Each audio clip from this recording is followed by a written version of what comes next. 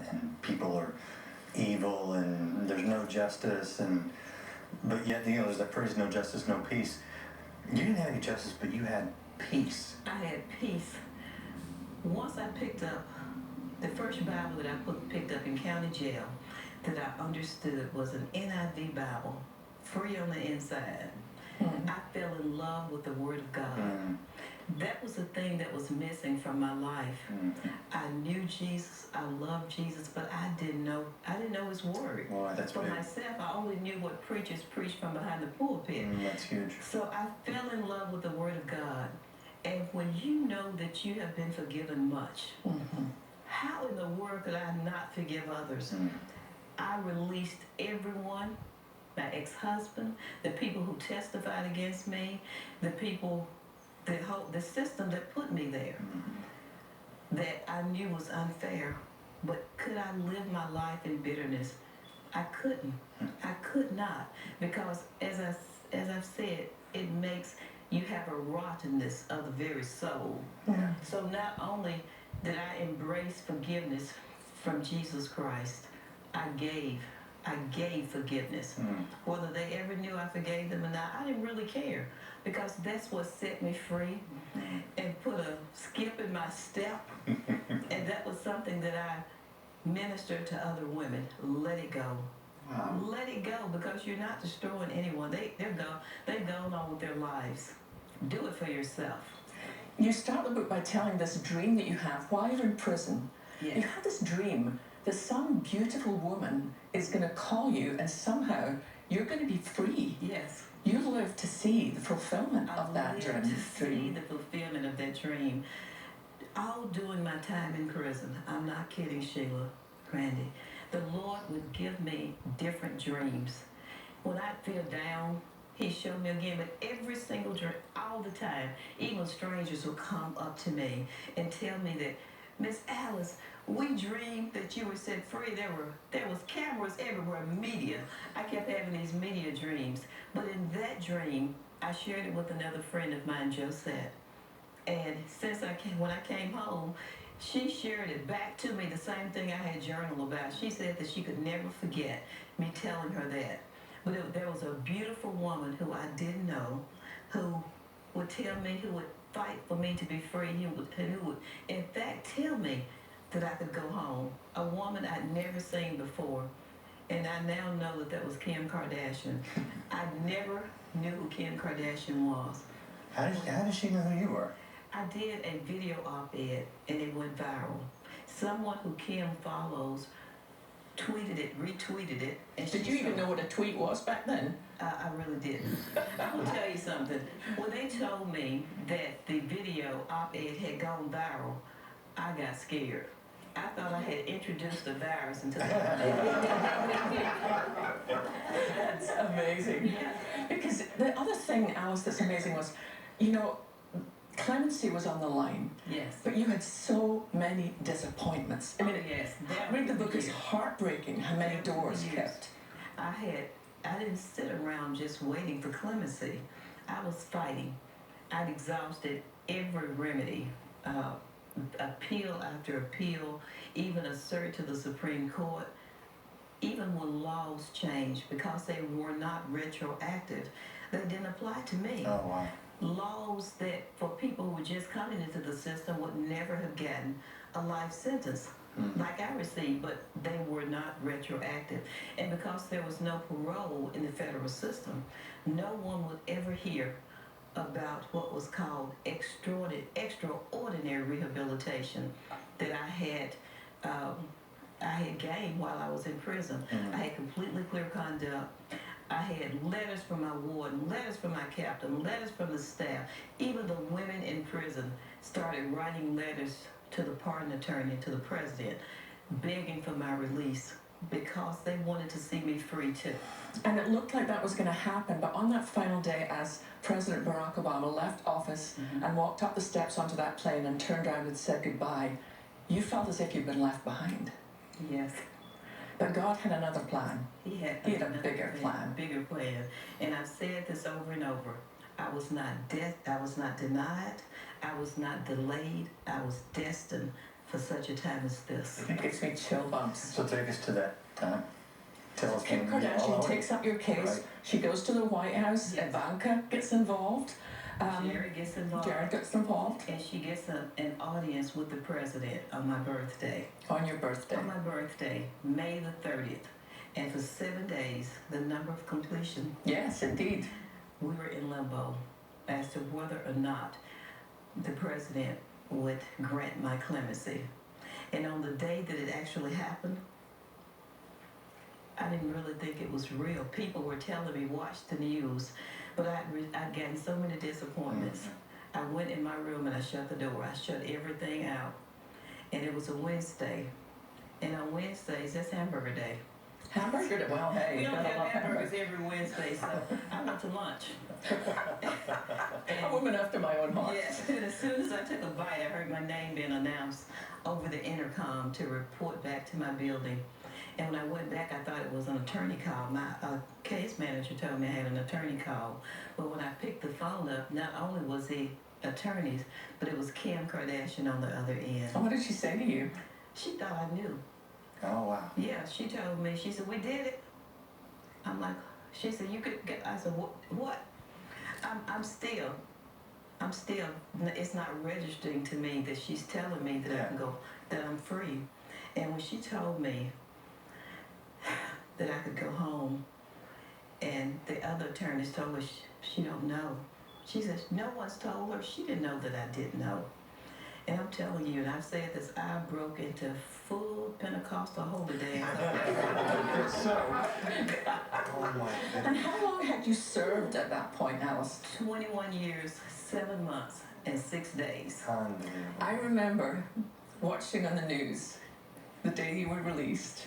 And I remember only one car was allowed in, and your family were waiting outside. And I remember, tell us about that moment, because you gave glory to God. Oh, yes. When we pulled out, my family was on the other side of the road. I saw all of those cameras and satellites. I couldn't believe it. For just a minute, my eyes were big as saucers passing by them. But when I saw my family, that all disappeared. And I ran across the road with my hands up in the air. And as soon as they gave me that mic, I gave thanks and glory to my Lord and Savior, Jesus Christ, because He is the one who was with me 24/7. My family was with me. I was surrounded by friends, but it was the Lord who was with me, who I could call upon in the midnight hour. Yes, Who I ma'am. could call upon when I was down or feeling hopeless. He would renew my hope. Something else, some other thing God would do to let me know that He was with me. When I got that last denial, because I tried 3 times for clemency, when on that day that I thought all hope was gone, as I was on my knees praying that morning in prayer, trying to figure out what more I could have done, I received a very strong, distinct word from the Lord. I can't tell you I heard it audibly, but I heard it. Because I jumped up with a smile on my face from prayer, from tears to praise, right there at my bunk bed on the concrete floor. The Lord said to me, Jesus is the resurrection. And so as everyone in the prison would ask me, including staff, are you okay, Miss Alice? My only response, I didn't even say I'm okay. I just said, Jesus is the resurrection. And He showed me that He is the resurrection.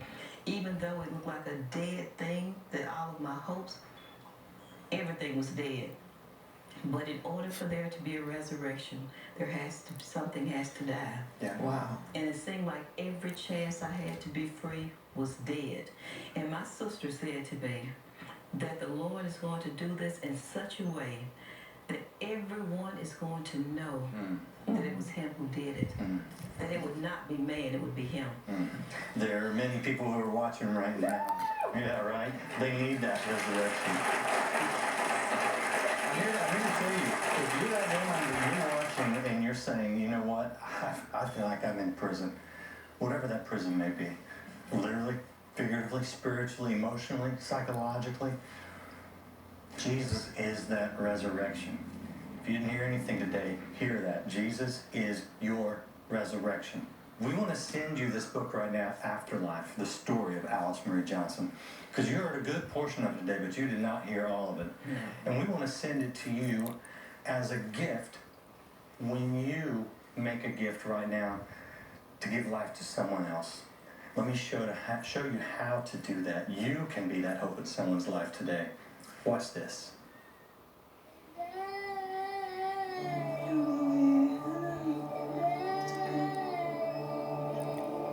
What, is he saying something?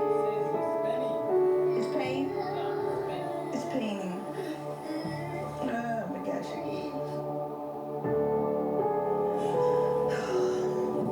I'm in a village in Angola and came upon this child. This little boy's Augusto, and this breaks my heart. His little feet are in some of the worst shape I've ever seen, and there were many in this village with horrible conditions on their feet. But this little guy, he's just scratching. They itch so bad. They're completely infected. He said there's insects that have gotten into his feet. I'll be surprised if he doesn't lose his toe. And then the disease comes in through their feet and just goes throughout their body. It can actually kill them. All from going barefoot in conditions that we're in right here. I know Shoes and Smiles is a campaign that we get really excited about and it's fun. But this is why it's fun, because it saves lives. You would think just a pair of shoes is not life-saving, but in areas like this, in conditions like this, it is. And we can change it for Augusto. We can help him. We're going to clean these up and get him a pair of shoes and help him. Please, do what you can. Help bring shoes to little children like Augusto all over the world. You can be a part of something big and something even fun. But this is the reason we do it. Please. Do you know what it takes to give that young boy shoes? A pair of shoes like this? $3.60. That is so little to make such a huge, huge difference. Sheila, this is the last week that we are doing the Christmas Shoes and Smiles. I know we're early as far as the year goes, but it's so important that people understand that this is not just simply a gift, it's a lifesaver. Yeah. I was in Angola with Janice that you saw there in that film piece, and when you walk with some of these moms and their children down to where they get water, and these children have no shoes on and they have cuts in their feet, and then they put their feet into dirty water, and often it's hookworm, which can actually go to a child's brain and take away their life. And all they're asking for is for a pair of shoes for their child. Now, we're a little early, as Randy said, for Christmas, but we have to know, it's been our goal to get 150,000 children shoes for Christmas. This is our last week. We can all do something very reasonable. If you can, for $36, you can give 10 children a pair of shoes. You can't buy shoes for that price over here. For $180, you can put shoes on the feet of 50 children. And it's to me, it's one of those things that, when Christmas comes around, it gets kind of crazy. The mall gets busy. Everything gets kind of nuts. Wouldn't it be a phenomenal thing to do as a family, to say, you know what, this year, we're not going to do that. Sure, we're going to have fun together, but we're going to make Christmas about giving. Because Christmas is about giving. If God hadn't given us Christ, where would any of us be?